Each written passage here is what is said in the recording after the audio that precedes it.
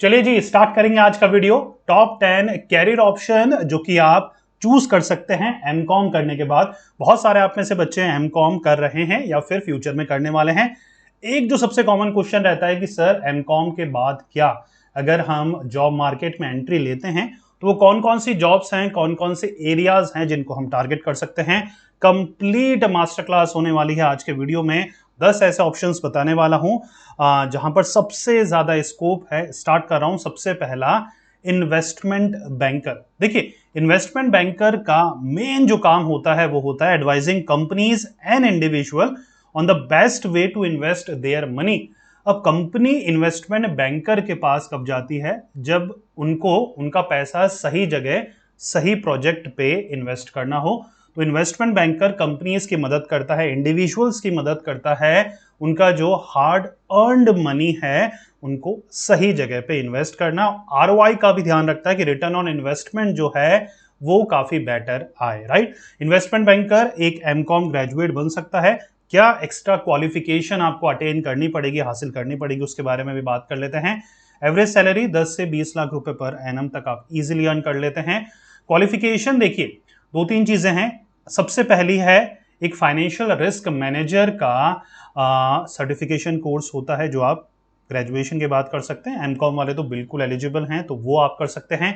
या फिर आप एमबीए कर लीजिए, एमबीए फाइनेंस से, मार्केटिंग से, या फिर आप कोई भी स्पेशलाइजेशन जहां पर बैंकिंग फाइनेंस ज्यादा कोर आपको समझाया जाता है उससे आप कर सकते हैं।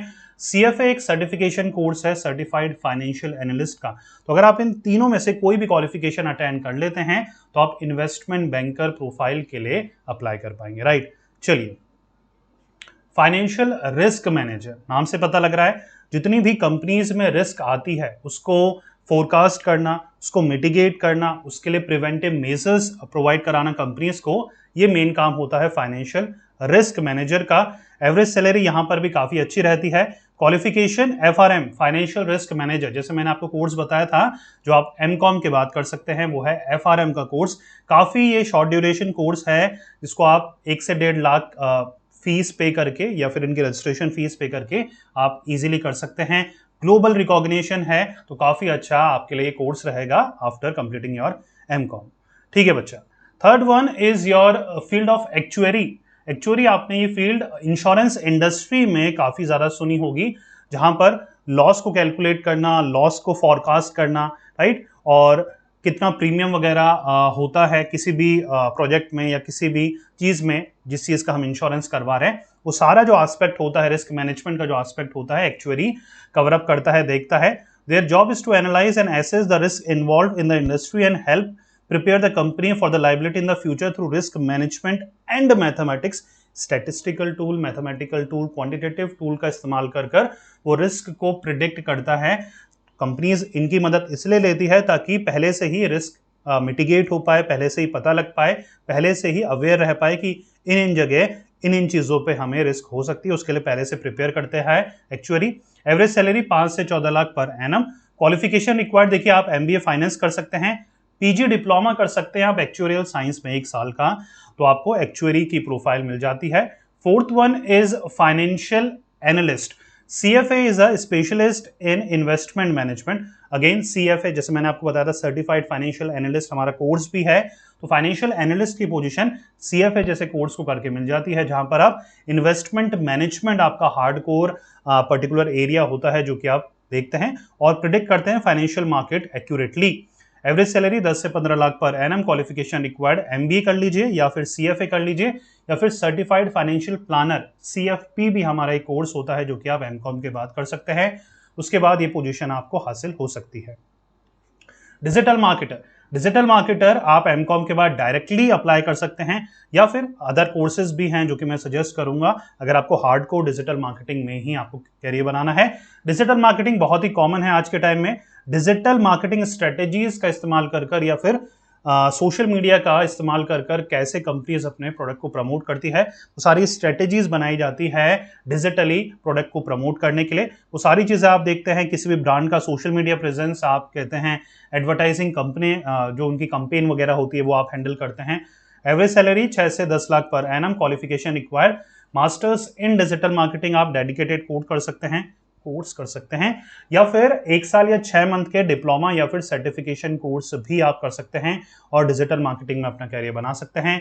6-1 हमारा कैरियर ऑप्शंस है कॉस्ट अकाउंटेंट का। इनकी मेजर रिस्पॉन्सिबिलिटी होती है प्रॉफिटेबिलिटी एनालिसिस और बजट प्रिपरेशन, 8 से 15 लाख रुपए पर एनम। और एक डेडिकेटेड कोर्स का नाम मैं आपको बताना चाहूंगा, CMA cost and management accountant. काफी शानदार ये कोर्स है जो कि ग्रेजुएशन के बाद हर कोई बच्चा कर सकता है। आप एमकॉम के बाद ये कोर्स को कर कॉस्ट मैनेजमेंट या कॉस्ट अकाउंटेंट की प्रोफाइल में वर्क कर सकते हैं। 7th one of the most popular chartered accountant profile में भी आप वर्क कर सकते हो। उसके लिए रिक्वायर्ड क्या है, उसके लिए आपको CA कोर्स को करना पड़ेगा। आपका फाउंडेशन लेवल एग्जाम्प्ट होता है, 2 लेवल आपको IPCC और CA फाइनल की आपको तैयारी करनी पड़ेगी। डेडिकेटेड कोचिंग इंस्टीट्यूट ज्वाइन कर 2 से 3 साल में आप CA बन जाएंगे, राइट। तो एवरेज सैलरी 10 से 20 लाख रुपए per annum. Qualification required CA आपको करना पड़ेगा एमकॉम के बाद, ठीक है बच्चा। अच्छा, कई बच्चे पूछते हैं सर एमकॉम करते करते ही इतना टाइम हो चुका है, क्या CA करने का सही टाइम है या नहीं है? सही टाइम है, क्योंकि rather than employable in a wrong job, better ये है कि आप थोड़ा टाइम लगाकर एक अच्छी जॉब में सेटल हो जाए। जॉब तो हमेशा से मैं यही कहता हूँ, जॉब तो हमें कम से कम 40 से 50 साल करनी है ना। इफ इन केस आप जॉब मार्केट में ही रहना चाहते हो, खुद का कुछ स्टार्ट नहीं करना चाहते हो, तो इतनी जल्दबाजी क्या है रॉन्ग प्रोफेशन में एंट्री लेने के लिए। तो बेटर ये है, अगर हमें लगता है कि हम इस प्रोफेशन में जा सकते हैं, ये कोर्स को कर सकते हैं, तो बेटर टेक योर टाइम ना, better take your time. Time वैसे ही निकल रहा है, कुछ नहीं करेंगे तब भी टाइम निकलेगा। बेटर ये है, अगर ये क्वालिफिकेशन एक बार अटेन कर लेते हैं तो लाइफ टाइम के लिए उस लाइन में, उस सेक्टर में, उस प्रोफाइल में आप सेट हो सकते हैं। और अभी पढ़ने की एज है, पढ़ने का अभी पैशन है आप में। एक बार आप कमाने लग जाएंगे, जॉब करने लग जाएंगे, फिर आप पढ़ने में इतना इंटरेस्ट नहीं दिखाएंगे। ये एक जनरल क्राइटेरिया है। 8th one is company secretary. बच्चे जैसे आप CA कोर्स कर सकते हैं, वैसे ही CS कोर्स भी आप एमकॉम के बाद कर सकते हैं। लीगल अफेयर्स को हैंडल करता है किसी भी कंपनीज का कंपनी सेक्रेटरी। काफी अच्छी प्रोफाइल है, 8 से 10 लाख रुपए पर एनम। और CS कोर्स आपको यहां पर भी करना पड़ेगा। थोड़ा सा देखिए, अगर 8 से 10 लाख रुपए पर एनम CA की अगर मैं बात कर रहा हूं, तो CS की थोड़ी सी रिस्पॉन्सिबिलिटी लीगल अफेयर्स में होती है, और वो मिडिल लेवल से लेकर टॉप लेवल तक लीगल अफेयर्स को हैंडल करता है। इनिशियल वे में salary in comparison to CA थोड़ी सी कम रहती है, लेकिन अगर आप अच्छी MNCs वगैरह को as a corporate lawyer, as a corporate adviser join कर लेते हैं, तो काफी अच्छा यहाँ पर भी आप अर्न कर सकते हैं, ठीक है बच्चा। चलिए, 9th one teaching and research. Academics में अगर आपको इंटरेस्ट है तो आप एज अ टीचर भी अपना हाई प्रोफाइल कैरियर बना सकते हैं। रिक्वायरमेंट क्या है, UGC नेट बच्चा आपको क्वालिफाई करना पड़ेगा। UGC नेट क्वालिफाई कर आप किसी भी इंडियन यूनिवर्सिटीज में टीच कर सकते हैं एज अ लेक्चरर। फिर उसके बाद associate professor, assistant professor, professor थोड़ा सा उल्टा बोल दिया, lecturer, assistant professor, associate professor, professor, ठीक है। तो ये लेवल तक पहुंचने के लिए कम से कम 5 से 10 साल लग जाते हैं। PhD भी रिक्वायरमेंट रहती है, जो कि आप टीचिंग करते करते भी कर सकते हैं। 4 साल के नियर अबाउट की मिनिमम हमारे PhD की ड्यूरेशन रहती है, जो कि आप आराम से कर पाएंगे अगर आपको टीचिंग फील्ड में ही कैरियर बनाना है, कॉलेज लेवल पे पढ़ाना है, स्कूल लेवल पे पढ़ाना है। सर 11th-12th को क्या करना पड़ेगा? एमकॉम आप ऑलरेडी हैं, सिर्फ आपको 2 साल का BEd बैचलर ऑफ एजुकेशन करना पड़ेगा बच्चा। फिर आप किसी भी प्राइवेट स्कूल में फुल टाइम रेगुलर पढ़ा सकते हैं। 6 से 12 लाख रुपए पर एनम। टीचिंग की क्वालिफिकेशन या क्वालिफिकेशन नहीं, सैलरी ना काफ़ी अच्छी है। ये मिथ है कि टीचिंग में सैलरी नहीं है, काफ़ी अच्छी सैलरी है। काफ़ी अच्छे प्राइवेट CBSE स्कूल काफ़ी अच्छी सैलरी देते हैं, और कॉलेजेस में तो ठीक ठाक है ही सैलरी, ठीक है। चलिए, UGC नेट और PhD जैसे मैंने रिक्वायरमेंट बताई थी, अगर आपको कॉलेज में पढ़ाना है तो UGC नेट, और PhD अगर आपको स्कूल में पढ़ाना है तो BEd या फिर MEd। डेडिकेटेडली अगर आपको लंबे समय तक स्कूल्स में ही टारगेट करना है, BEd MEd। अगर आपको कॉलेजेस वगैरह में टारगेट करना है तो BEd MEd करने की जरूरत ही नहीं है, सीधा UGC नेट और PhD में आपको फोकस करना है। Am I making sense? आगे बढ़े बच्चा। चलिए, last but not the least, government jobs. बहुत सारे बच्चे मुझसे पूछते हैं कि सर एमकॉम कर लिया है, पढ़ लिया, सर जितना पढ़ना था हमने पढ़ लिया, अब ये बताइए कि गवर्नमेंट जॉब कौन सी हम टारगेट कर सकते हैं। तो ये 4-5 गवर्नमेंट जॉब्स हैं, बैंक की, SSC की और रेलवे की। अगर सर आप एक कोई बताओ हमें जो हम टारगेट कर सके, बैंक, क्योंकि यहां पर क्या है, जल्दी रिक्रूटमेंट मिलने या जॉब मिलने के चांसेस बहुत ज्यादा है। मतलब 1 साल के अंदर अंदर एग्जाम देने के साथ साथ रिजल्ट आ जाता है और आपकी ज्वाइनिंग हो जाती है। SSC में कम से कम 2 से 2.5 साल लगते हैं, ठीक है। रेलवे में भी इतना ही, ऐसे ज्यादा टाइम लगता है।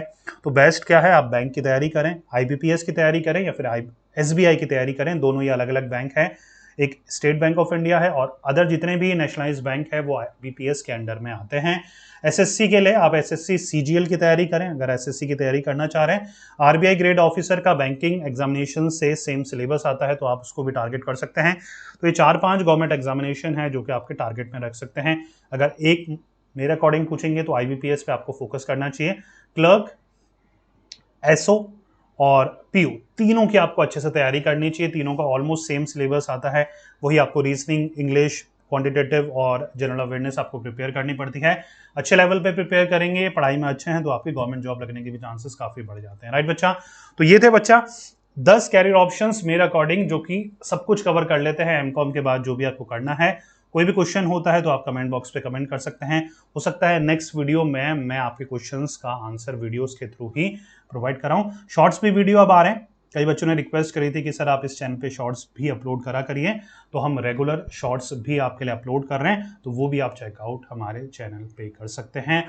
90% बच्चे जो इस चैनल के साथ जुड़े हुए हैं, अभी मैं रिसेंट में एक डाटा देख रहा था अपना ही चैनल का, 90% से ज़्यादा बच्चों ने चैनल सब्सक्राइब नहीं कर रखा है। जितने भी बच्चे वीडियो देखते हैं, तो मैं रिक्वेस्ट करूँगा आप सभी बच्चों से, जिन बच्चों ने भी अभी तक चैनल सब्सक्राइब नहीं करा है, उनसे रिक्वेस्ट है कि प्लीज़ एजुकेशनल चैनल को भी आपके सपोर्ट की बहुत ज़्यादा ज़रूरत है, तो please consider subscribing our channel. Instagram पे भी छोटी सी फैमिली है, उसका भी आप हिस्सा बन सकते हैं। डिस्क्रिप्शन में आपको लिंक मिल जाएगा। मिलते हैं नेक्स्ट वीडियो में, मिलते हैं नए वीडियो में किसी और इंटरेस्टिंग टॉपिक के साथ। जब तो पढ़ते रहिए, मेहनत करते रहिए, क्योंकि आपका भी दिन आएगा। Thank you so much.